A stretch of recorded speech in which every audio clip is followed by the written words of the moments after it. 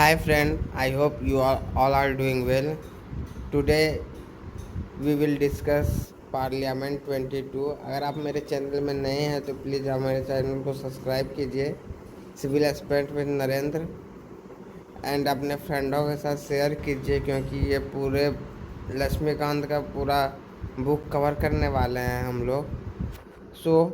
अगर आप लोग इस चैनल को सब्सक्राइब करके अपने फ्रेंडों के साथ शेयर कीजिए। अगर वीडियो अच्छा लगे तो प्लीज़ लाइक कीजिए। डिस्कस किया है उसके रिगार्डिंग भी आपने रेलिवेंट चैप्टर्स को यहाँ पे कवर किया होगा। प्लीज़ आप लोगों से रिक्वेस्ट है, अगर आप नहीं फॉलो कर रहे हैं तो प्लीज़ फॉलो करें एंड उसी दिन उस चैप्टर को पढ़ें so that you can take the maximum benefit out of this course. And chapter को पहले पढ़ के आए प्लस उसके बाद उस चैप्टर को दोबारा से पढ़ें। चलिए आज से बहुत इंपॉर्टेंट टॉपिक देखिए स्टार्ट होने वाला है parliament. And it is said कि यूपीएससी का paper without questions on parliament नहीं होता। ठीक है, आपको कम से कम 5 से 10 क्वेश्चन प्री में भी मिल सकते हैं इस पार्लियामेंट से। ठीक है, एंड मेंस में कम से कम 50 से लेके 100 नंबर तक का पार्लियामेंट से क्वेश्चन आता ही है। ठीक है, तो प्लीज़ यहाँ पे बहुत ज़्यादा फोकस करें एंड इसको समझने की कोशिश करें एंड कॉन्सेप्ट को देखिए ज़्यादा ध्यान दीजिएगा। राइट, तो चलिए स्टार्ट करते हैं, द पार्लियामेंट ऑफ इंडिया को डिस्कस करते हैं। तो देखिए पार्लियामेंट का सबसे पहली बात क्या है पार्लियामेंट। ठीक है, तो हमारे देश में जितने भी लॉज वगैरह जो होते हैं इनको बनाने का, लेजिस्लेट करने का जो काम होता है, ठीक है, वो क्या होता है, वो आप कह सकते हो पार्लियामेंट द्वारा किया जाता है।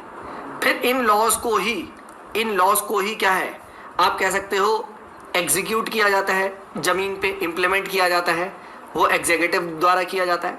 एंड फिर इस लॉज पे क्या ये लॉ सही है, सही से एग्जीक्यूट हुआ वगैरह नहीं, तो वो आपका तीसरा ऑर्गन जुडिशरी कहलाता है। ठीक है, अब लेजिस्लेटिव ऑर्गन जो होता है याद रखिएगा वो क्या होता है यूनियन गवर्नमेंट का, वो आपका पार्लियामेंट होता है। पार्लियामेंट का मेजर काम होता है लेजिस्लेट करना। ठीक है, ये चीज़ यहाँ पे ध्यान रखिएगा। अभी हम बात करेंगे कि पार्लियामेंट के अंदर ही कुछ लोग होते हैं जो एग्जीक्यूटिव भी होते हैं, वो 2 डबल रोल भी प्ले करते हैं, वो हम बात करेंगे।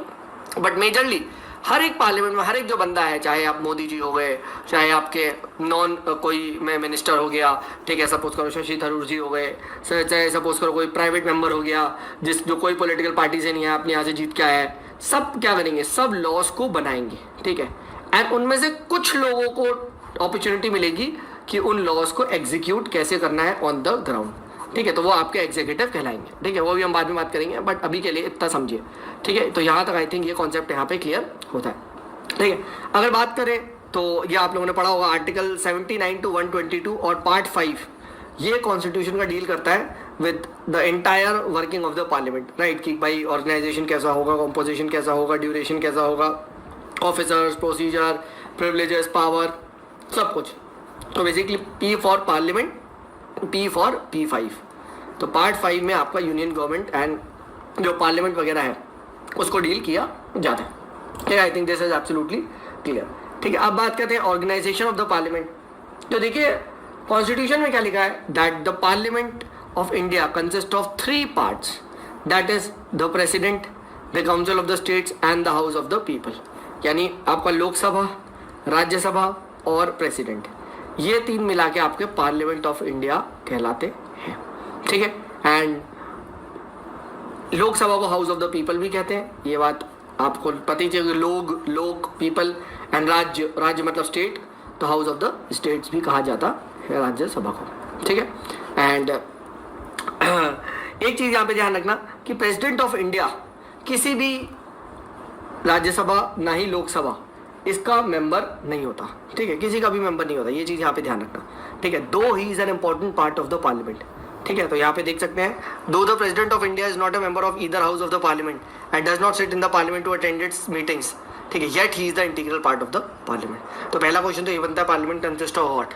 ठीक है, Lok Sabha Rajya Sabha only, Lok Sabha Rajya Sabha president only, तो ये चीज़ यहाँ पे ध्यान रखना। ठीक है, और क्यों, तो रीज़न सिंपल है कि भाई कोई भी बिल को अगर आपको बनाना है प्रॉपर तरीके से, ठीक है, प्रॉपर एक्ट में कन्वर्ट कराना है, ठीक है, तो लोकसभा बिल पास करेगी, लेजिस्लेट करेगी, फिर राज्यसभा लेजिस्लेट करेगी, एंड फाइनली मोहर, जब तक प्रेसिडेंट की उस पर मोहर नहीं लगेगी, that bill can not become an act.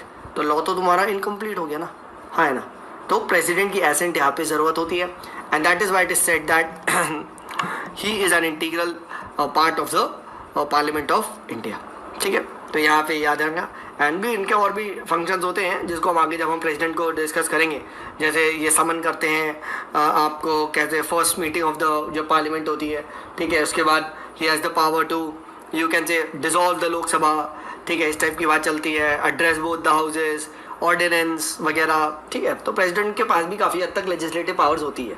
ठीक है, तो ये जान रखिएगा। खैर जब हम प्रेसिडेंट पढ़ेंगे तब इसके बारे में बात करेंगे, अभी नहीं। अब जल्दी जल्दी ऊपर से देख लेते हैं कि कॉम्पोजिशन क्या क्या होता है। तो जल्दी से सबसे पहली बात राज्यसभा का देखते हैं। ठीक है, अभी प्री वगैरह में बहुत आता है।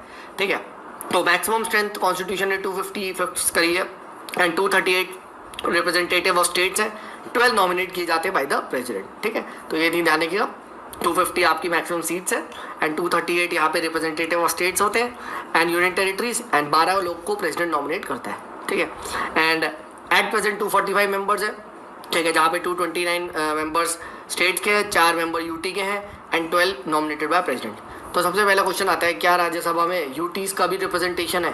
तो आंसर होगा यस, 4 मेंबर आप यहाँ पे देख सकते हो। ठीक है, रिप्रेजेंट द यूनियन टेरिटरी। अच्छा, एलोकेशन ऑफ सीट्स का कौन सा शेड्यूल डील करता है?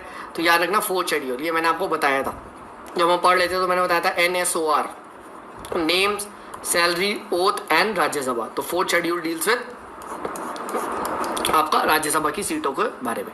ठीक है, उसके बाद अगर हम लोग बात करें कि इसके जो मेंबर्स हैं, ठीक है, वो कैसे इलेक्ट होते हैं। ठीक है, तो राज्यसभा का याद रखना डायरेक्ट इलेक्शन नहीं होता, यानी लोग directly we and you now common people like us don't go and press the voting button. ठीक है, इसका जो होता है they are elected by the you can say members of the state legislative assembly. ठीक है, ये MLA जो लोग हम जिनको MLA को चुनते हैं अपने, और MLA यानी विधायक, वो जाके आगे क्या करते हैं, यहाँ पे राज्यसभा के लोगों को रिप्रेजेंट करते हैं। क्योंकि समझो स्टेट्स का हाउस है। ठीक है, तो स्टेट्स के लोग इलेक्ट कर रहे हैं, स्टेट्स के MLA इलेक्ट कर रहे हैं। ठीक है, लोग हाउस है, लोग तो कौन इलेक्ट कर रहा है? लोकसभा, यानी हम और आप जैसे लोग सीधे वोटिंग डालते हैं। और यहाँ अभी याद रखना डायरेक्ट वोटिंग नहीं होती, it is done in according with the system of proportional representation. Proportional representation के थ्रू होता है, इसको हम लोग आगे जब हम वोटिंग वगैरह पढ़ेंगे तब डिस्कस करेंगे। ठीक है, 2 टाइप के सिस्टम होते हैं, एक प्रोपोर्शनल रिप्रेजेंटेशन और एक आपका first past the post system, आगे देखेंगे। ठीक है, और एक सिंगल ट्रांसफरेबल वोट होता है। ठीक है, एंड जो यहाँ पे सीट्स अलोकेट होती है, this is done on the basis of population. ठीक है, एंड इसीलिए आप देखोगे यूपी में सीट्स वेरी करती है। ठीक है, यूपी में कहाँ 31 मेंबर है और त्रिपुरा में कहाँ 1 मेंबर है। ठीक है, जबकि यूएसए में मैंने आपको बताया था, यूएसए में डजेंट मैटर, 50 स्टेट्स है, सबको 2 है। ठीक है, तो वहाँ के जो राज्यसभा है, ठीक है, वहाँ का राज्यसभा को सेनेट बोलते हैं। ठीक है, तो वहाँ पे 100 मेंबर्स है। ठीक है, तो this is also an example of asymmetrical federalism. याद रखिएगा, मैंने पढ़ा है ना, कुछ स्टेट्स पे ज़्यादा पावर है, कुछ पे कम। ठीक है, बाकी यूनियन टेरिटरी के बारे में बात करें तो सेम चीज़ यही है। ठीक है, इलेक्टोरल को जिन भी यूनियन टेरिटरीज में लेजिस्लेटिव असेंबली है, ठीक है, वो तो वही इसी तरीके से इलेक्ट करते हैं। ठीक है, एंड सेम तरीका होता है, प्रोपोर्शनल रिप्रेजेंटेशन से होता है, सिंगल ट्रांसफरेबल वोट से होता है। ठीक है, तो out of the 9 territories only 3 you can से have representation in the Rajya Sabha. ठीक है, दिल्ली, पुदुचेरी एंड आपका जम्मू एंड कश्मीर। ठीक है, अब वो तो जम्मू एंड कश्मीर तो वो हो गया। ठीक है, बाइफिकेट हो गया है, और जम्मू एंड कश्मीर का अब जब से बाइफिकेट हुआ है तो अब वो भी एक यूनियन टेरिटरी बन गया। तो बेसिकली उन लोग का यहाँ पे रिप्रेजेंटेशन होता है जिनके पास वो होती है लेजिस्लेटिव असेंबली। तो दिल्ली के पास यूनियन टेरिटरी है, उसका रिप्रेजेंटेशन है। ठीक है, पुदुचेरी पे है तो पुदुचेरी का लेजिस्लेटिव असेंबली है। ठीक है, जम्मू एंड कश्मीर के पास भी यूटी विद आपका लेजिस्लेटिव असेंबली है तो है। ठीक है, तो ये चीज़ यहाँ पे ध्यान रखिएगा। ठीक है, और बाकी यूनियन टेरिटरीज, तो बाकी union territories they are too small and that is उनका कोई ऐसा रिप्रेजेंटेशन नहीं होता है। ठीक है, बाकी थर्ड जो मेंबर होते हैं वो कौन से होते हैं? नॉमिनेटेड मेंबर्स होते हैं। तो नॉमिनेटेड मेंबर्स में 12 मेंबर्स को राज्यसभा में नॉमिनेट किया जाता है। एंड ये ध्यान रखिएगा, who have special knowledge of what you can से art, literature, science and social services. ठीक है, एंड बाकी मकसद यही होता है कि भाई डाइवर्स लोगों को लाया जाए आपके लेजिस्लेटिव प्रोसेस में, राइट।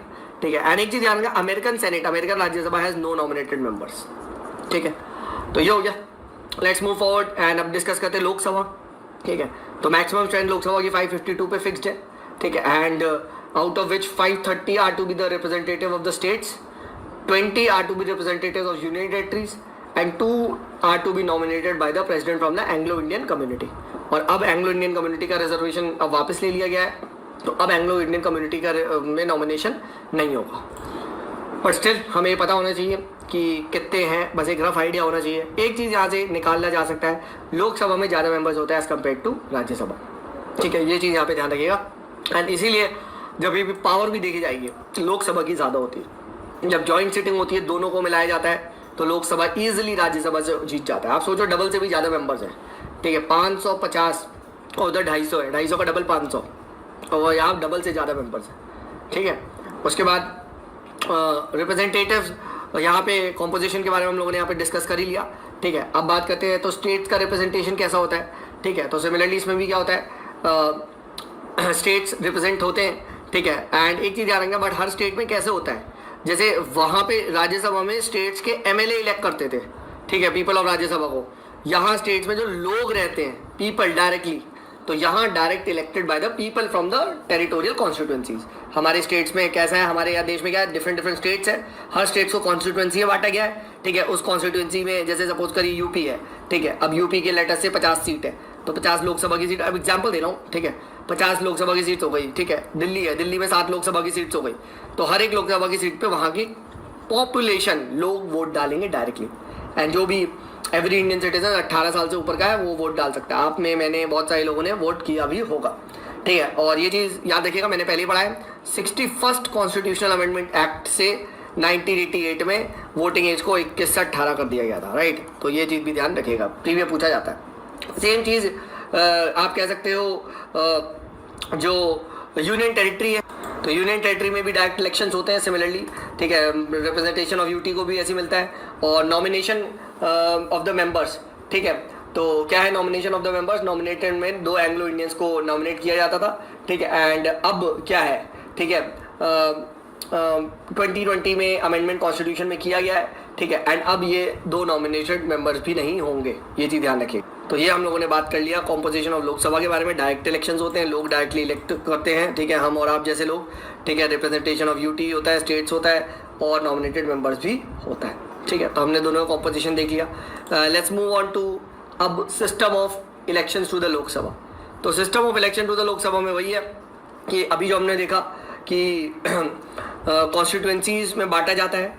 ठीक है, and every state is allotted a number of seats in Lok Sabha.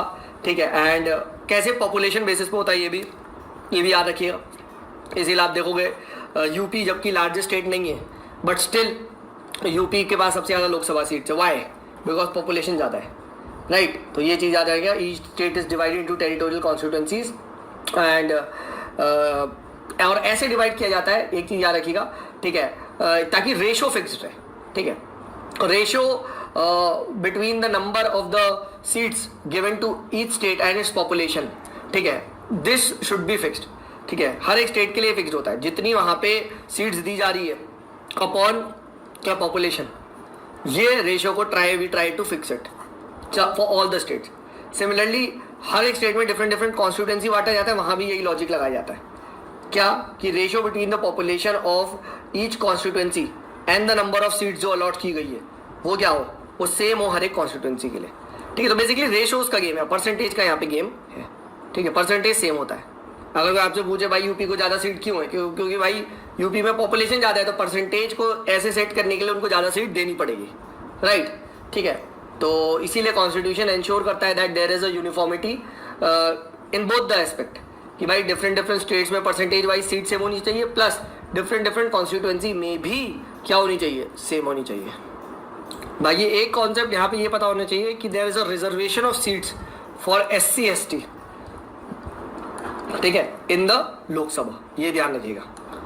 तो SC ST के लिए in according with the population क्या होता है, द सीट्स रिजर्व्ड है. ठीक है, लोकसभा में. राज्यसभा में ये चीज़ नहीं है. ठीक है, राज्यसभा में बात करेंगे, there is no reservation of seats of SC ST in the Rajya Sabha, क्योंकि मेरे भाई राज्यों का रिप्रेजेंटेशन है ना. अब कौन सा राज्य SC में आएगा, कौन सा राज्य ST में आएगा. ठीक है, लोगों का रिप्रेजेंटेशन है, तो लोगों के पास रिजर्वेशन है, ना कि राज्यों के पास. ठीक है, तो ये यहाँ पे ध्यान रखिएगा. एंड यहाँ वोटिंग का कैसे होता है, यस वहाँ तो प्रोपोर्शनल रिप्रेजेंटेशन से होता था, यहाँ first past the post system चलता है। First past the post system मतलब whoever gets the highest vote he wins it। Suppose करो 3 कैंडिडेट है ए बी सी, ए को मिले 50 वोट, बी को मिले 43 वोट, सी को मिले 41 vote, who is the winner, A.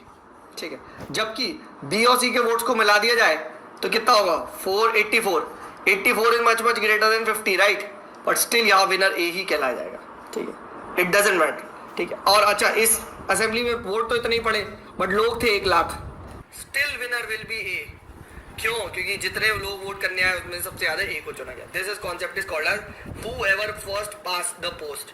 ठीक है, जो इसने जल्दी से, आप कह सकते हो जिसके सबसे ज्यादा नंबर होंगे वो जीत जाएगा, इररिस्पेक्टिव ऑफ आपकी प्रोपोर्शन कितनी है, इररिस्पेक्टिव ऑफ कितने लोगों ने वोट दिया, इररिस्पेक्टिव ऑफ कितने कैंडिडेट थे, ये चीज नहीं देखी जाएगी। इसीलिए first past the post system को बहुत ज्यादा क्रिटिसाइज किया जाता है कि भाई देखा जाए तो ये तो मेजोरिटी का वर्डिक्ट था ही नहीं, क्योंकि मेजोरिटी का वर्डिक्ट इसलिए नहीं था सर कि 84 लोगों ने तो इसके अगेंस्ट वोट किया, so how can he be declared as the winner. फिर अब यहाँ पे first past the post system को तो यहाँ पे हम लोगों ने देखा, तो इसके साथ बहुत सारी खामियां हैं। ठीक है, तो एक बार मेंस वगैरह में क्वेश्चन पूछा जा सकता है first past the post system क्या है, मतलब व्हाट आर योर ड्रॉबैक्स। ठीक है, तो इस तरीके से ये चीज़ यहाँ पे ध्यान रखिएगा।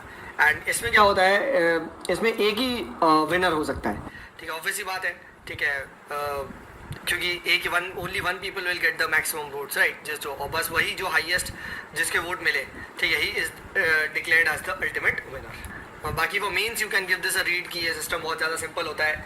ठीक है, बहुत ईजी होता है। एंड बट इसके साथ दिक्कत ये does not give representation to the minorities कि यार व्हाट अबाउट द माइनॉरिटी। ठीक है, अब जैसे यहाँ पे हमने उन्होंने देखा था 51, ठीक है, 50 एंड 49, 3 कैंडिडेट्स को ऐसे वोट मिले तो ये तो जीत गया, बट इतने सारे लोग थे उनको तो रिप्रेजेंटेशन मिला ही नहीं, सिर्फ इसी की आवाज़ मिली राइट। तो सिस्टम ऑफ जो first past the post system is there that does not give true representation to minorities. ठीक है, एंड इसीलिए किसी कॉन्स्टिट्यूंसी में जहाँ माइनॉरिटी वगैरह होते हैं उनके लिए कौन सा सिस्टम बेस्ट होता है, तो प्रोपोर्शनल रिप्रेजेंटेशन। प्रोपोर्शनल रिप्रेजेंटेशन में क्या होता है, all the people of get the representation in proportion to the number, even the smallest section of the population gets its due share of representation in the legislature। ठीक है, तो ये चीज़ यहाँ पे ध्यान रखना है। इसमें बेसिकली क्या है, इसमें ऐसे कर सकते हैं proportional representation if you want to see. तो सपोज करो जितनी भी पॉलिटिकल पार्टीज है right, A B C D E, पूरे इंडिया में लेट से इतने पॉलिटिकल पार्टीज से फाइट करें, सबको वोट्स मिलेंगे। ए को मिला लेटर से यहाँ पे परसेंटेज वाइज। ठीक है, अब जैसे यहाँ पे देखा जाए तो इसको 50% वोट मिला था। ठीक है, इसको 51% वोट मिला, बाकी को मिला के आपके रेस्ट 49% वोट मिले। फिर इसके फर्दर डिवाइड मार दो, इसको इसमें कितने वोट मिले, तो हर पार्टी को आप परसेंटेज वाइज वोट दो। सपोज को 3 को मिले 3% वोट, बी को मिले 2% वोट, ठीक है, इसको मिले 21% वोट, इसको मिले लेट से 40% वोट। तो इस टाइप से मिला के एक पार्टी है 0.1% वोट। तो ऐसे ऐसे कर करके क्या है, हर एक पार्टी को इतने इतने वोट्स मिले, and then based upon the number of seats कितनी लोकसभा में 550। तो what you can do is, एक इस पार्टी को मिले 0.1 तो उसको मिला दो 0.1% से, तो इसको आप 100 से डिवाइड कर दो। ठीक है, इससे और इससे, तो इसको लगभग 5.5 यानी आप कह सकते हो लगभग 5 सीट के बराबर आपने चलो दे दी। ठीक है, तो 0.1% वोट के साथ भी सीट्स में कन्वर्ट हो गया। सिमिलरली लेट्स से 21% था तो 21% ऑफ 550 सीट्स इनको मिल गई। तो this is the phenomena of proportional representation, means you are giving everyone seats in according to the vote share। तो अब इस बताओ, इस वाले फिनोमेना में अगर आप देखो, so everyone is getting seats right। ठीक है, तो यहाँ पे इस बंदे को नो डाउट 51 सीट्स मिलेंगी, बट इनको भी मिलेंगी ज़्यादा सीटें। ठीक है, एंड इन फैक्ट जब पार्लियामेंट में जाएंगे तो ये दो can combine and beat him right, definitely. ठीक है, इन दो की आप कंबाइन कर दोगे सीट्स तो इससे ज़्यादा हो जाएगी। ठीक है, तो यही चीज़ है, मतलब कि एक स्ट्रॉन्गर आप कह सकते हो, सब पर रिप्रेजेंटेशन आएगा।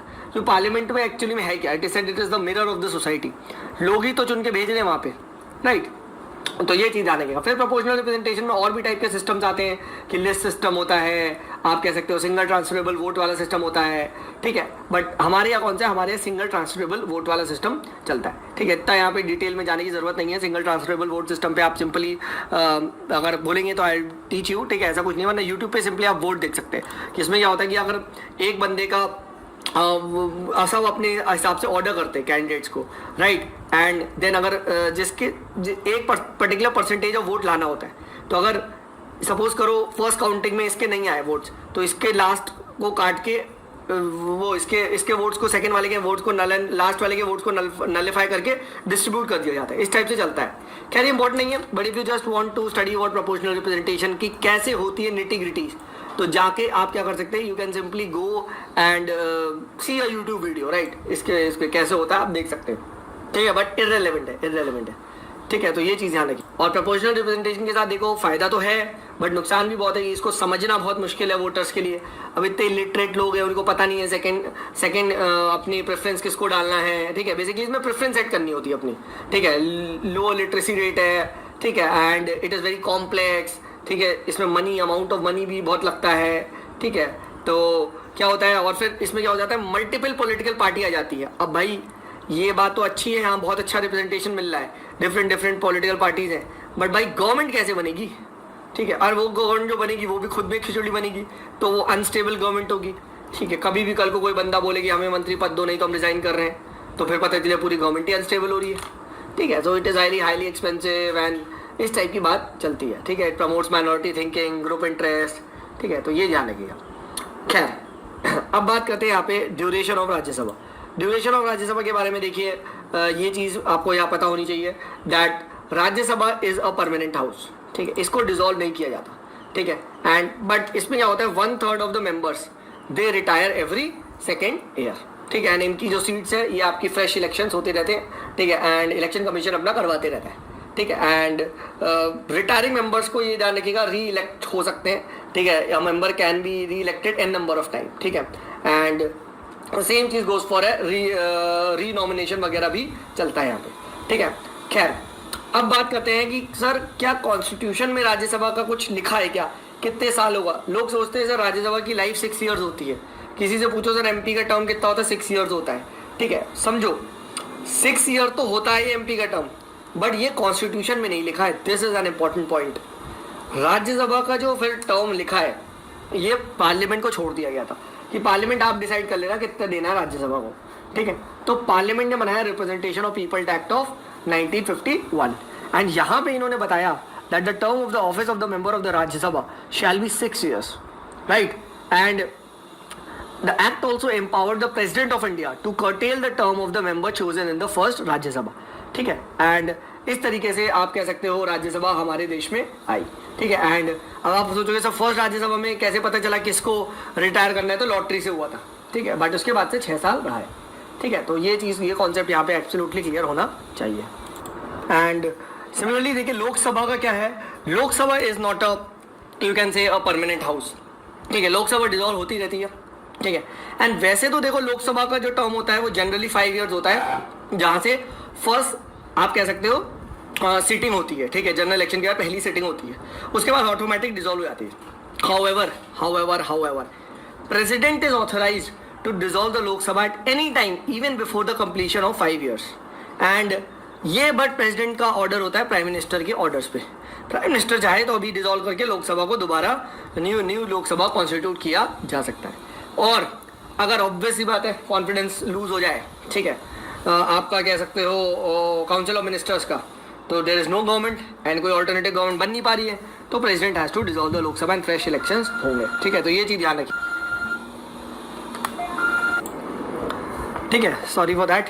तो 6 years, वैसे 5 years होता है, ठीक है। बट पहले भी डिसॉल्व किया जा सकता है, ठीक है। ये चीज़ यहाँ पे ध्यान रखना है। तो क्वेश्चन यहाँ पे ये आता है, ठीक है, कि लोकसभा परमानेंट हाउस है, राज्यसभा परमानेंट हाउस है, ये चीज़ याद रखिएगा, ठीक है। अब नेक्स्ट देखिए जो क्वेश्चन यहाँ पे बनता है वो बनता है यहाँ पे मेंबरशिप पे, कि मेंबरशिप ऑफ पार्लियामेंट क्या है, ठीक है, व्हाट आर द क्वालिफिकेशन। तो एक चीज़ ध्यान रखना कि the constitution lays down the following qualification for person to be chosen as the member of parliament. Constitution में क्या क्या लिखा है, तो कॉन्स्टिट्यूशन में यहाँ पे सिर्फ 4 चीज़ लिखी है। He must be citizen of India, he must make and subscribe to an oath and affirmation before the person has subscribe by the election commission, ठीक है। एंड ओथ में क्या होता है, to bear the true faith and allegiance to the constitution of India, to uphold the sovereignty and integrity of India. तो ये ध्यान रखना, जो भी लोग मतलब ओथ लेते हैं, वो ये दोनों के बारे में बात करते हैं। तो पूछा जा सकता है कि जो वो है member of the parliament, the person जो चूज होने वाला है, वो क्या ओथ लेता है, ठीक है। तो ये ध्यान रखना। And he must not less be than be 30 years of age in the case of Rajya Sabha, and 25 साल होता है Lok Sabha. And he must possess other qualification as prescribe by the parliament. अब पार्लियामेंट को जहां यहाँ मौका मिला तो पार्लियामेंट ने भी मजे मजे में representation of people act of 1951 बना दिया। एंड इसमें इन्होंने 2 कंडीशन और डाल दी। क्या? First, he must be registered as an electoral for a parliamentary constituency, ठीक है, पार्लियामेंट कॉन्स्टिट्यूएंसी यानी वोटर लिस्ट में उसका प्रॉपर नाम होना चाहिए, ठीक है। And second, he must be a member of a scheduled caste और scheduled tribe in any state और यूनियन टेरिटरी। अगर आपको एक सीट उनकी कंटेस्ट करनी है, यानी जनरल बंदा can not contest a seat for the SC/ST। और एक चीज और ध्यान रखना, कुछ लोग सोचते हैं सर अगर मुझे राज्यसभा की सीट पे लड़ना है तो क्या मुझे राजस्थान से लड़ना है तो मुझे राजस्थान के मेंबर होना है? नहीं, आप आसाम के भी होगे, still you can fight the Rajya Sabha seat of क्या बोलो राजस्थान, ठीक है। तो ये चीज जानना, the requirement that contesting an election to the Rajya Sabha from a particular state should be an elector in that particular state was dispensed with in 2003, ठीक है। एंड ये चीज जानना, अब आप किसी भी स्टेट से हो सकते हो, ठीक है। और फिर यहाँ पे बात करें तो डिस्क्वालिफिकेशन भी कैसे होता है, ठीक है। तो कॉन्स्टिट्यूशन में 5 चीज बताई है जिसके थ्रू डिस्क्वालिफिकेशन हो जाता है। First, if he holds the office of profit, अगर आप कोई ऑफिस ऑफ प्रॉफिट ले वो होल्ड करते हो, ठीक है। एंड एक्सेप्ट दैट कि वो ऑफिस ऑफ प्रॉफिट को एग्जाम किया है पार्लियामेंट द्वारा, right. And if he is of unsound mind and stand so as declared by the court, ठीक है। अगर वो if he is declared insolvent person, ठीक है, इंसॉल्वेंट हो गए, बैंकरप्ट हो गए।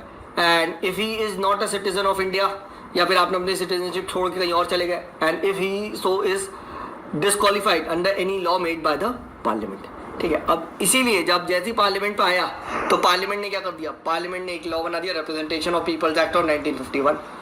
एंड यहाँ बताया है कि भाई अगर आप, बहुत सारी कंडीशंस है, that you must not be found of any corruption practice, उसके गिल्टी नहीं होने चाहिए, ठीक है। You have must not have been convicted for any offence, you can say for more than 2 years वाला, ठीक है। एंड इलेक्शन कमीशन अपना जो आपका अकाउंट है इलेक्शन का एक्सपेंसेस का, ठीक है, उसको भरना चाहिए सही टाइम पे, ठीक है, राइट। एंड इस टाइप से बहुत सारी है, आप इसको आराम से रीड कर सकते हैं। एंड उसके बाद फिर एक और है, जैसे he must not be have been dismissed from the government service for the corruption और डिसलॉयल्टी टू द स्टेट। तो ये सारी चीज़ें हैं यहाँ पे, ठीक है। एक चीज़ और ध्यान रखिएगा, दैट डिफेक्शन के ग्राउंड पे भी अगर डिस्क्वालीफाई हुआ, ठीक है, तो he will be failing to become the member of the parliament. यानी एक चीज़ है ना, the constitution also lays down that a person shall be disqualified from being a member of parliament if he is so disqualified under the 10th schedule, ठीक है। And 10th schedule anti defection law है, जो जब हम तब पढ़ेंगे इसको तब हम वहाँ डिस्कस करेंगे, ठीक है, ठीक है। तो I think this is absolutely clear. आगे बढ़ते हैं, ठीक है, लेट्स मूव फॉरवर्ड, ठीक है। And let's see the next, ठीक है। नेक्स्ट यहाँ पे हम बात करते हैं ओथ एंड एफर्मेशन के बारे में भी ध्यान रखना, that every member of the either of house of the parliament, जब वो क्या करता है before taking a seat in the house, तो आप लोग देखते हो फर्स्ट डे क्या होता है, ओथ लेते होते, ठीक है। तो this he has to subscribe to an oath or affirmation before the president or any person who is nominated by या appointed by him, ठीक है। तो oath and affirmation होती है, ठीक है ना। oath and affirmation में भी जो MP नए चुनते हैं वो क्या होते हैं, to bear the true faith and allegiance to the constitution, uphold the sovereignty and unity integrity of India, ठीक है, faithfully discharge the duty upon which is about to enter, ठीक है। तो इस टाइप की बात चलती है, ठीक है। तो ये है सिंपल, बाकी सैलरी अलाउंसेस इसका इतना इंपॉर्टेंट नहीं है, you can just give this a read, ठीक है।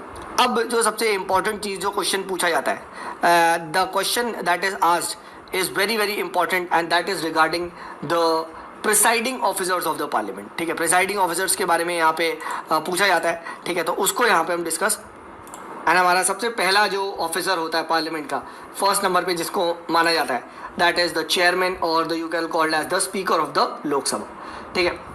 तो सबसे पहली बार स्पीकर के बारे में एक चीज़ ध्यान रखिएगा, दैट इलेक्टेड होता है, ठीक है, he is elected bye Lok Sabha, ठीक है, अमंग द मेंबर्स, ठीक है। एंड उसके लिए सिंपली आपका वोट होता है, ठीक है। एंड जब भी क्या होता है वो एब्सेंट होते हैं अगर, तो एक डेप्यूटी स्पीकर होता है, वो उनकी जगह लेता है एंड वो कंडक्ट करवाता है प्रोसीडिंग। बट अगर समाउ उनकी डेथ हो गई या ऑफिस वेकेंट हो गया, उन्होंने रिजाइन कर दिया, तो लोकसभा क्या करती है, अनदर जो स्पीकर है उसको फुलफिल उसके लिए क्या होते हैं, वैकेंसी को फुलफिल करवाती है, ठीक है। तो दोबारा इलेक्शन होते हैं, ठीक है। And date of the election is decided by the president, ठीक है। अच्छा, यहाँ पे एक चीज ध्यान रखना, किसको रिजाइन करता है स्पीकर, तो speaker resign by writing it to the deputy speaker. लोग कंफ्यूज हो जाते हैं, लोग प्रेसिडेंट लिख देते हैं, डेप्यूटी स्पीकर को रिजाइन करते हैं, ठीक है, ये ध्यान रखना, ठीक है। एंड हटाने का ये तरीका है that he must be removed by a resolution passed by a majority of all the then members of the Lok Sabha, ठीक है। एंड तो अगर रिमूवल होगा तो लोकसभा ही रिमूव कर सकती है, ठीक है। तो ये चीज़ यहाँ पे ध्यान रखना। एक क्वेश्चन और पूछा जाता है that when the Lok Sabha is dissolved, ठीक है, तो speaker does not vacate the office. कुछ लोग सोचते हैं यार स्पीकर क्या खाली हो जाता है क्या, स्पीकर छोड़ देता है क्या house, no, speaker does not vacate the office, ठीक है। And he continues till the new आपके लोकसभा इलेक्ट होती है, तब तक जो पार्लियामेंट वगैरह का कामकाज होता है वो ये देखता है, ठीक है। तो ये चीज़ यहाँ पे ध्यान रखें, ठीक है। पूछा जाता है कि यार जैसे ही लोकसभा डिसॉल्व हुई तो स्पीकर रिजाइन करेगा क्या, नहीं, वो रहेगा, ठीक है, he will still become the chairman, ठीक है। अब role and powers and functions के बारे में आप ब्रीफली आप पढ़ सकते हैं दैट उसका काम होता है, he maintains the order decorum in the house, right, he is the final interpreter of the constitution in the you can say arena of the house, ठीक है। Rules of procedure, conduct of business of Lok Sabha, सब यही यहाँ पे decide करते हैं, ठीक है। एंड वो अडजर्न करते हैं हाउस को, सस्पेंड करते हैं उसकी मीटिंग को, कब मिलना है, ठीक है, उस टाइप से होती है, ठीक है। एंड वोटिंग पावर पे याद रखिएगा, पहले तो फर्स्ट केस में तो वोट नहीं डालता है, बट जब भी टाई हो गया अगर सपोज करो, then speaker has the casting vote, ठीक है। तो speaker does not vote in first instance, but अभी कल को अगर टाई हो गया या डेडलॉक रिज्यूम करना है तो स्पीकर के पास पावर आती है, ठीक है। एंड एक चीज़ और बहुत इंपॉर्टेंट है, जब भी जॉइंट सीटिंग होती है two houses of the parliament की, तो such a sitting is summoned by the president. जब भी किसी डेडलॉक, अभी हम डिस्कस करेंगे, ठीक है, कोई बिल पे डेडलॉक है तो उसको हटाना है तो जॉइंट सीटिंग रिक्वायर्ड है, इसका chairman speaker of the Lok Sabha ही होता है, ठीक है, ये चीज़ ध्यान रखना, ठीक है। एक और पावर जो इसके बाद बहुत इंपॉर्टेंट है कि he decides whether a bill is a money bill और नॉट, राइट, ठीक है। एंड मनी बिल में अभी हम लोग आगे डिस्कस करेंगे, जब मनी बिल बन जाता है कोई भी बिल तो राज्यसभा की पावर को कम करती है, तो लिटरली राज्यसभा को बाईपास कर सकता है मनी बिल, ठीक है। And this is very very important. एक और पावर जो बहुत इंपॉर्टेंट है कि अगर 10th शेड्यूल, हम ये आगे भी डिस्कस करेंगे एंटी डिफेक्शन वाला, इसके अंदर क्या कोई एमपी डिफेक्शन के लिए डिस्क्वालीफाई किया जाना चाहिए या नहीं, इसकी पावर स्पीकर के हाथ में होती है। हाउएवर बाद में courts can also intervene, courts इसके डिसीजन को जुडिशियल रिव्यू किया जा सकता है, बट ये चीज़ ध्यान रखना, ठीक है। एंड जो बाकी बहुत सारी ये कमिटीज़ होती हैं आपकी जो पार्लियामेंट की, उसका चेयरमैन भी होता है, जैसे rules committee, general purpose committee, ठीक है, एडवाइजरी कमेटी, ठीक है, बिजनेस एडवाइजरी कमेटी, ठीक है। तो इस टाइप से डिफरेंट कमिटीज़ का ये चेयरमैन भी होता है, ठीक है। तो ये चीज़ ध्यान रखिएगा। बाकी जब हम कमिटीज़ वगैरह पढ़ेंगे तो और यहाँ पे आपको समझ में आएगा। अब देखिए, since this office is so very much important, right, तो इसको बहुत ज़्यादा सिक्योरिटी ऑफ टेन्योर भी मिल रखा है। सिक्योरिटी ऑफ टेन्योर का मतलब है कि यार आप इसको ऐसे हटा नहीं सकते, ठीक है। He can be remove only by a resolution passed by the Lok Sabha by a special majority, ठीक है, ये चीज़ ध्यान रखिएगा, that is a majority of all the then members of the house and not by an ordinary majority, ठीक है, ये चीज़ पहली बात ध्यान रखिएगा। And this motion of removal तभी आएगा या तभी डिस्कस किया जाएगा जब एटलीस्ट 50 मेंबर्स इसके लिए साइन करेंगे, तो एक स्पेशल मेजॉरिटी होनी चाहिए। एंड स्पेशल मेजॉरिटी कौन सी है, जितने भी उस टाइम मेंबर्स हाउस, ठीक है, जितने भी टोटल है then members of the house, ठीक है, उसकी मेजॉरिटी चाहिए, ठीक है, ये ध्यान रखिएगा, ठीक है, नॉट बाय की ऑर्डर, तो ये चीज़ यहाँ पे पता होनी चाहिए। एंड जो इसकी सैलरीज वगैरह है, ठीक है, सैलरी और and allowances they are fixed by the parliament.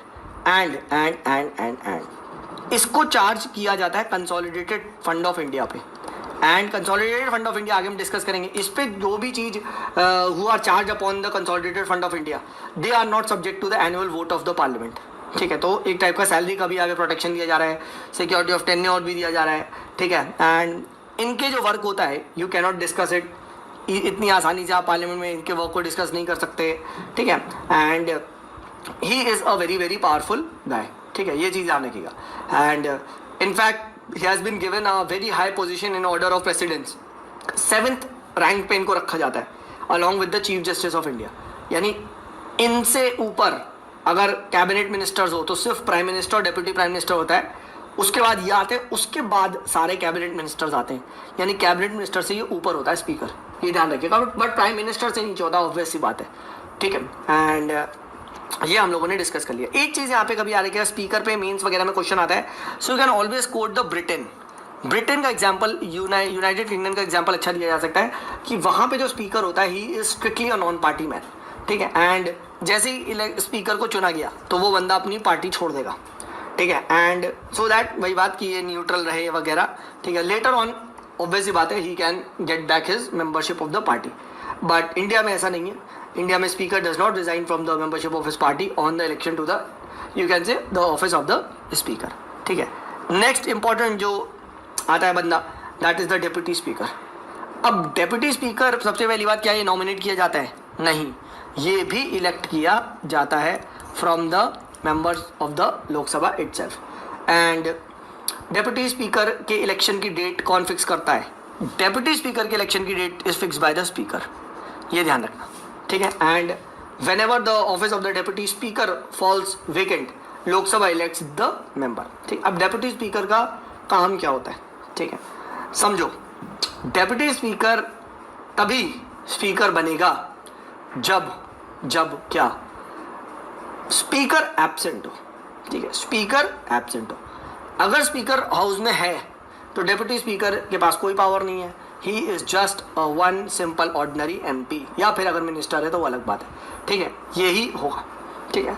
Deputy speaker तभी रोल में आएगा जब क्या आप कह सकते हो ये एब्सेंट है। यस, जब स्पीकर वेकेंट भी होता है, अब इमीडिएटली तो देखो स्पीकर का हाउस वेकेंट है, इमीडिएटली तो इलेक्ट नहीं हो रहा है, still deputy speaker performs the duties of the speaker, ठीक है। बट इट इज सेड जब स्पीकर का ऑफिस वेकेंट हो जाता है तो जल्दी से जल्दी स्पीकर को, नए स्पीकर को इलेक्ट करना चाहिए, ठीक है। बट तब तक ड्यूटी है, deputy speaker performs the duty of the speakers office when it is vacant, and जब एब्सेंट है तो ये, ठीक है। एंड सेम पावर इसको भी मिलती है जब ये स्पीकर पे बैठेगा, ठीक है। एंड सब कुछ सेम है, फर्स्ट केस में वोट नहीं करेगा, जैसे ही टाई होगा तभी वोट करेगा, ठीक है, इस टाइप से बात चलती है, ठीक है। एक चीज़ यहाँ पे याद रखिएगा, बहुत ही इंपॉर्टेंट है, क्या कि सारी प्रिविलेज तो इसके पास सेम ही है, ठीक है, सारी प्रिविलेज तो सेम ही है, बट जनरली ऐसा देखो कन्वेंशन देखा जाता है, एक टाइप का आप कंसेंसस कह सकते हो, एक टाइप का कन्वेंशन देखा जाता है कि post of deputy speaker goes to the main opposition party, ठीक है। तो ये चीज़ आप ध्यान रखिएगा। एंड एक और क्वेश्चन यहाँ पे आता है, क्या स्पीकर एंड डेप्यूटी स्पीकर अलग से कोई ओथ लेते हैं? नहीं, कोई सेपरेट ओथ एंड एफर्मेशन नहीं होती, वही जो कॉन्स्टिट्यूशन वाली जो एमपी वाली ओथ होती है बस सब वही लेते हैं, ठीक है। तो ये यहाँ पे ध्यान रखिएगा, ठीक है। बाकी just give this a read, आपको बाकी समझ में आ जाएगा, ऐसा यहाँ पे कुछ इंपॉर्टेंट नहीं है, ठीक है। अब बात आती है what if sir speaker absent, what if deputy speaker भी एब्सेंट हो गया, दोनों टहलने गए तो क्या होगा, ठीक है। अब अगर दोनों टहलने चले गए तो किसी को तो प्रिसाइड करना होगा, तो इस कॉन्टेक्स्ट में आता है आपका क्या, इस कॉन्टेक्स्ट में आता है panel of chairperson of Lok Sabha, ठीक है। एंड यहाँ पे क्या होता है, स्पीकर इलेक्ट हुआ था, ठीक है, डेप्यूटी स्पीकर इलेक्ट हुआ था, ठीक है। पैनल ऑफ चेयरपर्सन कौन होते हैं? नॉमिनेट होते हैं, नॉमिनेटेड बाय द स्पीकर, ठीक है। एंड 10 चेयरपर्सन को नॉमिनेट किया जाता है स्पीकर द्वारा। एंड जब भी कोई स्पीकर और डेप्यूटी स्पीकर एब्सेंट है तो इनमें से कोई भी बंदा आगे आके he can take the, you can say, responsibility. And वही बात, he has the same power जैसा कि स्पीकर के पास होती है जब तक ये प्रिसाइड कर रहा है, ठीक है। एंड ये बेसिकली लॉजिक होता है, ठीक है। एक चीज़ यहाँ पे ध्यान रखना, अगर स्पीकर एंड डेप्यूटी स्पीकर का हाउस वेकेंट है, ठीक है, याद रखना, ठीक है।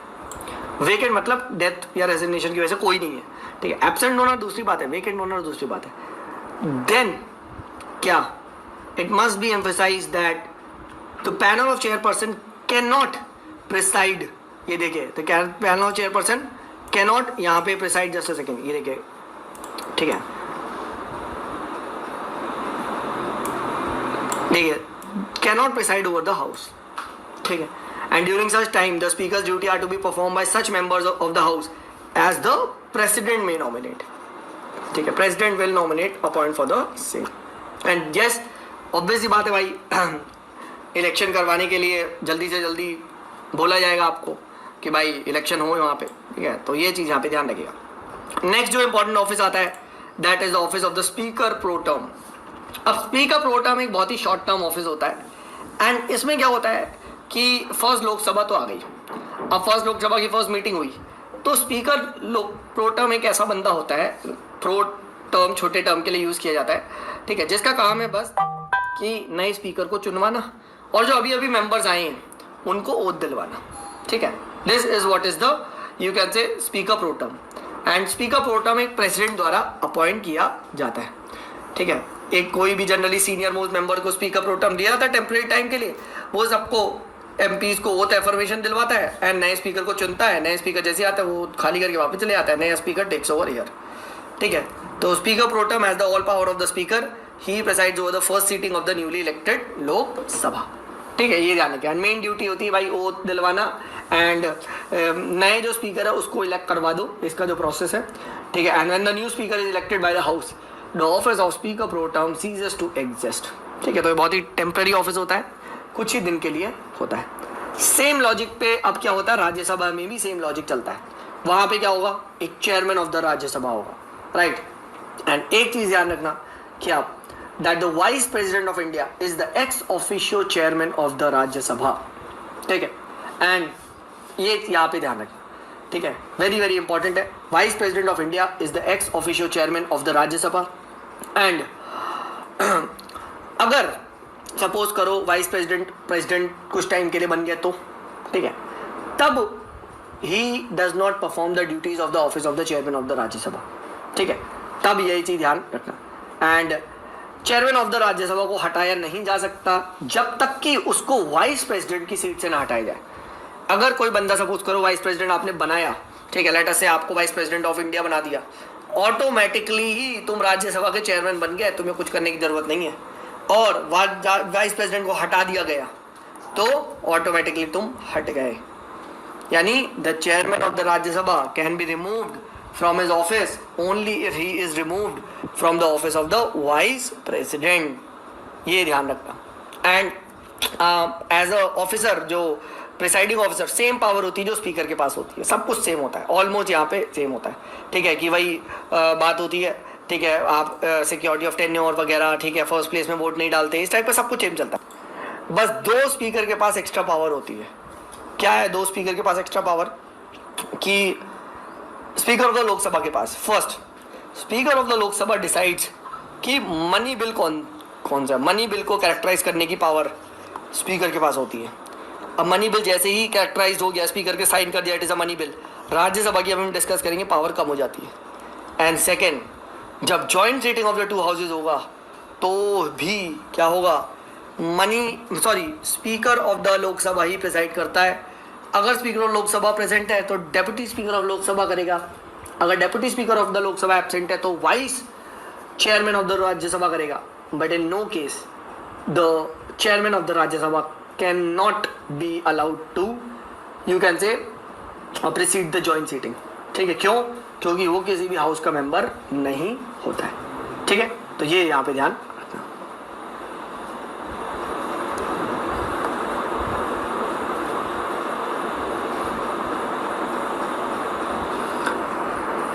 एंड बाकी सारी चीज़ें सेम होगी, ठीक है, कि salaries allowance are fixed by the parliament, ठीक है, दे आर नॉट, वही कंसोलिडेटेड फंड ऑफ इंडिया पे होते हैं, ठीक है, not votable by the parliament, ठीक है, एंड सब कुछ बाकी सेम होता है, ठीक है। तो ये यहाँ पे बात हो गई। नेक्स्ट आता है deputy chairman of the Rajya Sabha. अब इसको deputy speaker of the Lok Sabha से कंपेयर कर लो, दैट इसको भी इलेक्ट किया जाता है राज्यसभा से ही, ठीक है, and from among its members, and वही बात, सारी सब कुछ सेम चीज़ें हैं, ठीक है, जो आपका डेप्यूटी स्पीकर ऑफ लोकसभा के पास। और अगर डेप्यूटी मतलब अगर vice president of India chairman president है तो deputy speaker is just another member, ठीक है। एंड इसकी भी जो सैलरी वगैरह होती है just like deputy speaker, they are fix by the parliament and charge upon the consolidated fund of India. अब वही लॉजिक पे panel of vice chairperson of Rajya Sabha को भी आएगा, जैसा कि वहाँ पे होता था। तो वहाँ पे भी नॉमिनेट किए जाते थे, यहाँ पे भी नॉमिनेट किए जाते हैं, किसके द्वारा? चेयरमैन द्वारा। मकसद वही, सब कुछ सेम है, रिपीट नहीं करेंगे, टाइम वेस्ट नहीं करेंगे, ठीक है। तो I hope this is absolutely clear. अब देखिए नेक्स्ट इंपॉर्टेंट जो पोजीशन आती है, that is the leader of the house, ठीक है, लीडर्स इन द पार्लियामेंट। तो leader of the house generally देखिए लोकसभा में अगर प्राइम मिनिस्टर है तो वो होगा, एंड अगर राज्यसभा से है तो लोकसभा में वो किसी एक बंदे को नॉमिनेट करता है and he acts as the leader of the house. अब लीडर ऑफ द हाउस है तो डेफिनेटली देखिए सबसे मेन इंपॉर्टेंट चीज़ है कि हाउस को कैसे रन करना है, तो स्पीकर को इनडायरेक्टली एडवाइस करते हैं, ठीक है। And he is a very very you can से इंपॉर्टेंट फंक्शनरी, कौन सा बिल आएगा, कैसे आएगा, तो ये सब कुछ काइंड ऑफ वहीं पे डिसाइड किया जाता है, क्योंकि अल्टीमेटली वही एग्जीक्यूट करते हैं, ठीक है। तो इनके हाथ में होता है लोकसभा सेक्टर को कैसे चलाना है, ठीक है। सेम चीज़ राज्यसभा में भी होती है, ठीक है, कि जो प्राइम मिनिस्टर ऑफ इंडिया है, जिनकी भी गवर्नमेंट होती है, क्योंकि आपको Lok Sabha as well as Rajya Sabha में भी जब आपकी राज्यसभा में मेजोरिटी हो जाती है तो प्राइम मिनिस्टर जनरली अपॉइंट कर, तो राज्यसभा में भी जो लीडर ऑफ द हाउस होते हैं जनरली एक मिनिस्टर होता है गवर्नमेंट का, एंड उसको नॉमिनेट किया जाता है प्राइम मिनिस्टर द्वारा, ठीक है। तो ये हम लोगों ने लीडर ऑफ द हाउस के बारे में बात कर लिया। अब यहाँ पे जो इंपॉर्टेंट चीज़ है दैट इज मेंस में भी पूछा जाता है, that is the leader of opposition. Leader of opposition पे यहाँ पे क्वेश्चन पूछा जाता है, ठीक है। एंड दोनों हाउस में लीडर ऑफ ऑपोजिशन होते हैं, and generally the leader of the largest opposition party, ठीक है, उसको दिया जाता है, बट एक शर्त के साथ। वो शर्त क्या है? वो शर्त ये रही, दैट 1/10 ऑफ एटलीस्ट सीट को आपको लेके आना है, 1/10 of the seat of the total strength of that house, ठीक है।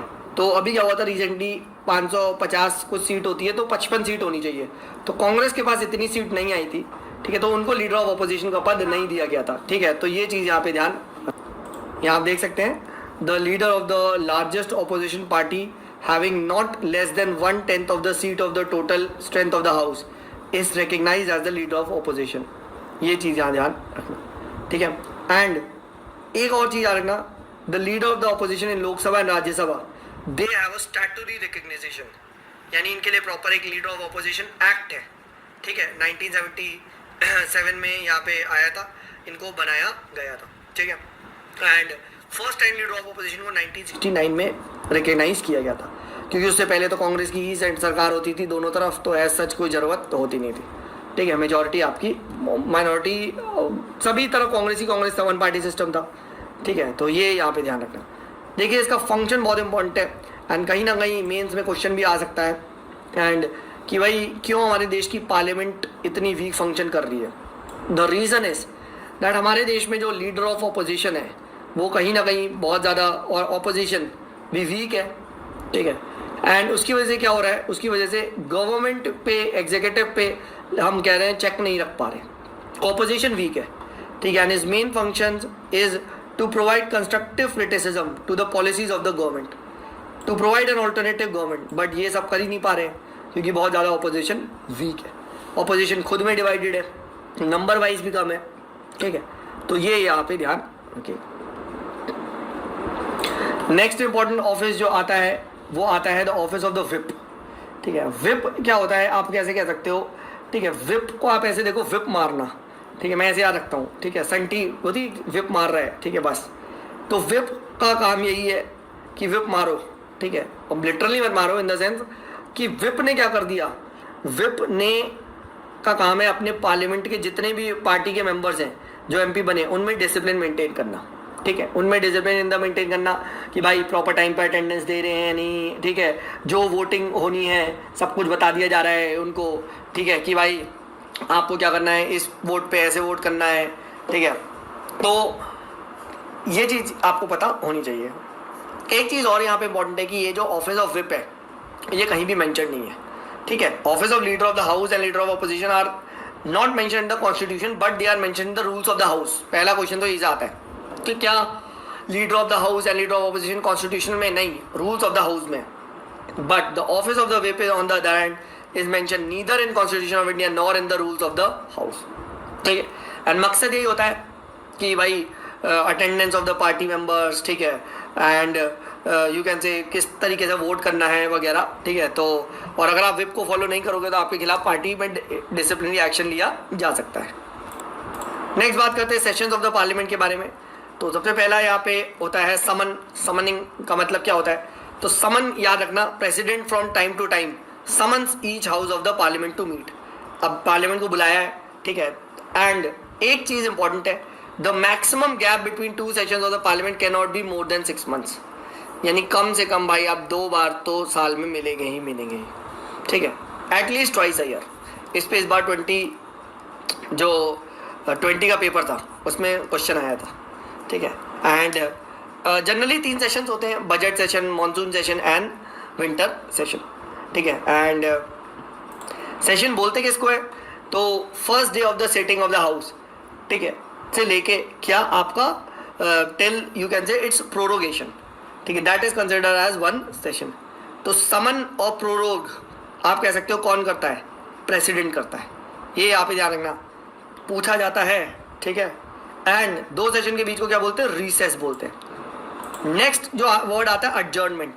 अडजर्नमेंट में क्या होता है? हाउस इज अडजर्न, अदालत को अडजर्न किया जाता है, द कोर्ट इज अडजर्न, मतलब एक टाइप का ब्रेक, ठीक है। क्योंकि एक बार में आप एक ही मीटिंग में थोड़ी ना सेशन कर दोगे। सपोज करो 3 महीने 2 महीने सेशन चल रहा तो एक ही दिन बैठे हुए, ब्रेक तो होगा बीच बीच में, हाँ है ना। तो session of the parliament consist of many meetings and each, जो आप कह सकते हो meeting of a day consist of various sittings, ठीक है। एक मॉर्निंग सिटिंग होती है, एक आपका लंच वाली के बाद होती है, ठीक है। तो parliament you can say can be adjourn, ठीक है। अडजर्न किसके द्वारा की जाती है? अडजर्नमेंट की जाती है यहाँ पे आपका स्पीकर के द्वारा। अब वो एक पर्टिकुलर डेट पे बुलाएगा तो आप कह सकते हो अडजर्नमेंट है। अडजर्न साइन डाई हो गया तो अभी डेट मेंशन नहीं है, हम बता देंगे, ठीक है। तो adjournment sine die means terminating a sitting of the parliament for an indefinite period, ठीक है। तो ये चीज़ यहाँ पे ध्यान रखिएगा, अडजर्नमेंट साइन डाई का मतलब क्या होता है, ठीक है। मेन इंपॉर्टेंट ये है किसके द्वारा ये जनरली किया जाता है? स्पीकर के द्वारा ये चीज़ की जाती है, ठीक है। तो ये चीज़ इंपॉर्टेंट है। नेक्स्ट आता है प्रोरोगेशन। मैंने आपको बताया था P for prorogation, P for president द्वारा किया जाता है। तो जनरली क्या होता है, जब स्पीकर ने अडजर्न साइन डाई कर दिया है तो उसके कुछ टाइम बाद क्या हो जाता है? President issues a notification for the prorogation of the session, ठीक है। तो ये यहाँ पे ध्यान रखिएगा, प्रोरोगेशन में पूरा क्या होता है? पूरा का पूरा सेशन खत्म हो जाता है। अडजर्नमेंट में एक सीटिंग खत्म होती है, ये चीज़ याद रखिएगा। प्रोरोगेशन में पूरा का पूरा सेशन खत्म हो जाता है। नेक्स्ट जो इसी से मिलता जुलता है दैट इज डिसोल्यूशन, ठीक है। डिसोल्यूशन क्या होता है? तो डिसोल्यूशन मतलब पूरी लोकसभा की लाइफ को खत्म हो गई, अब नई लोकसभा आने वाली है। देखो Rajya Sabha is a permanent house, तो वो तो कभी डिसॉल्व होगी नहीं, राइट, बट ऑटोमेटिक डिसॉल्व हो जाती, नए इलेक्शन होंगे, या फिर जब नेशनल इमरजेंसी में आपका कह सकते हो टाइम पीरियड एक्सटेंड हो जाए, वो बात की बात है, ठीक। एक होता है जब प्रेसिडेंट डिसॉल्व कर दे, ठीक है। एंड ये कब किया जाता है? कि जब प्राइम मिनिस्टर उनको कह दे, ठीक है, कि भाई आप डिसॉल्व करो, एंड वो डिसॉल्व कर देंगे, ठीक है। तो ये यहाँ पे ध्यान रखिएगा। बट एक और चीज़ याद है, वंस क्या बोलते हैं, the Lok Sabha is dissolve before the completion of its normal tenure, the dissolution is irrevocable. उसे रिवोकेट नहीं किया जा सकता कि चलो वापस लेके आओ। और इसमें एक क्वेश्चन ये पूछा जाता है कि जब हाउस को डिसॉल्व कर दिया गया है तो कौन से बिल्स वगैरह लैप्स होते हैं नहीं। तो एक बात याद रखना, when the house is of the Lok Sabha is dissolve, all business including bills, motion, resolution, notice, petition etcetera सब कुछ लैप्स हो जाता है, एक्सेप्ट एक, all some pending bills and all pending assurances that are to be examined by the committee of government assurance, ये lapse नहीं करते। और कौन से बिल लैप्स नहीं करते? तो इसकी मैं आपको ट्रिक बताता हूँ। पेंडिंग और पास्ड बाय द लोकसभा, क्या बोला मैंने? पेंडिंग और passed by the Lok Sabha, this bills does not lapse. अब देखो, अब bill pending in the Lok Sabha मतलब पेंडिंग और passed by the Lok Sabha lapses, ठीक है, ठीक है। अब देखो, अब bill pending in the Lok Sabha, देखो pending in the Lok Sabha lapse, यानी लैप्स हो जाएगा। अब bill passed by the Lok Sabha, passed by the Lok Sabha lapses, हाँ है ना। तो ऐसे आपको देखना, एक्सेप्ट एक कंडीशन, क्या कि अगर जॉइंट सिटिंग बुलाई गई हो या फिर प्रेसिडेंट के पास हो, तब आप कह सकते हो बिल नहीं लैप्स होगा, ठीक है। अभी देखो, और bill pending in the Rajya Sabha but not pass bye the Lok Sabha, तो अभी लोकसभा ने पास किया, यानी ये लैप्स नहीं होगा। क्योंकि अपनी ट्रिक क्या है? अपनी ट्रिक है पेंडिंग और पास्ड बाय द लोकसभा, ये बिल क्या होते हैं? ये बिल लैप्स होते हैं, एक्सेप्ट जो आप कह सकते हो प्रेसिडेंट के पास है या जॉइंट सिटिंग बुलाई गई है, ठीक है। ये देखिए, और bill passed by the both the houses but pending assent of the president, president वाले नहीं लैप्स होंगे, तो नहीं लैप्स हुए, हाँ है ना। और bill passed by both the houses but return bye the president, जहां प्रेसिडेंट आ गया वो लैप्स नहीं होगा, ठीक है। दिस इज एब्सोल्युटली क्लियर, ये चीज आप पे पता होनी चाहिए। इंपॉर्टेंट आपसे जो क्वेश्चन पूछा जाता है वो इन्हीं में ही फंसाया जाएगा। एडजॉर्नमेंट क्या होता है, प्रोरोगेशन क्या होता है, कौन सिटिंग को टर्मिनेट करता है, कौन सेशन को टर्मिनेट करता है, कौन स्पीकर द्वारा किया जाता है, कौन प्रेसिडेंट द्वारा किया जाता है, ठीक है, कौन से बिल होते हैं। जैसे एडजॉर्नमेंट में कोई बिल वगैरह को कुछ नहीं होता, ठीक है, सिंपल एक ब्रेक है, ठीक है। बट आपका जो प्रोरोगेशन होता है, ठीक है, उसमें क्या हो जाता है, उसमें भी ऐसा बिल को इम्पैक्ट नहीं किया जाता, बट जो नोटिसेस है, ठीक है, ये ध्यान रखना, नोटिसेस लैप्स कर जाते हैं, आपको फ्रेश नोटिस दोबारा देने पड़ते हैं। तो इस टाइप से पूछा जाता है। एक सिंपल सा कॉन्सेप्ट है कोरम का।